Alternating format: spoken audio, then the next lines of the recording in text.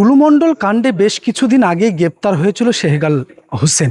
আর তারপরেই আজ সন্ধ্যা 7:30 নাগাদ তার বাড়িতে অর্থাৎ ডোমকলের বাড়িতে নিয়ে আসা হয় শেহগাল হোসেনকে। নিয়ে আসার পরেই কিন্তু 12:30 নাগাদ অর্থাৎ পুরো 5 ঘন্টা তল্লাশি অভিযান, সেই অভিযান চালিয়ে একটি ব্যাগ সাথে করে নিয়ে বেরিয়ে পড়লেন তদন্তকারী আধিকারিক এবং বীরভূম পুলিশ, সাথে ছিলেন ডোমকল পুলিশও।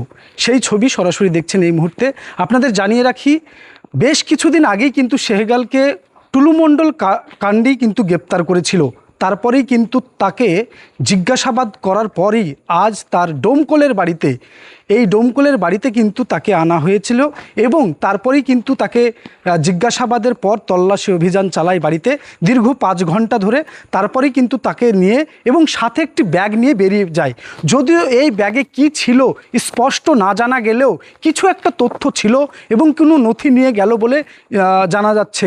তবে এই শেহগাল হোসেন তিনি কিন্তু এর আগেও গ্রেপ্তার হয়েছিলেন অনব্রত কাণ্ডে। কেননা অনব্রত কাণ্ডে কেন্দ্রীয় বাহিনীর যে তদন্তকারী আধিকারিক রয়েছেন তারা কিন্তু এইখানেই কিন্তু পুরো 2 দিন ধরে তল্লাশি অভিযান চালিয়ে তাকে গ্রেপ্তার করেছিল এবং তারপরেই কিন্তু বহু নথি তারা উদ্ধার করেছিল।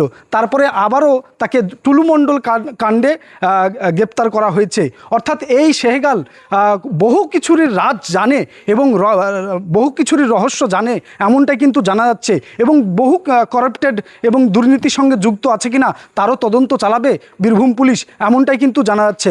এখন পর্যন্ত যে আপডেট হচ্ছে, আগামী দিনে তার এই যে নথি নিয়ে গেল সেই নথিতে কি জানা যাচ্ছে সেটার দিকে আমরা চোখ রাখবো।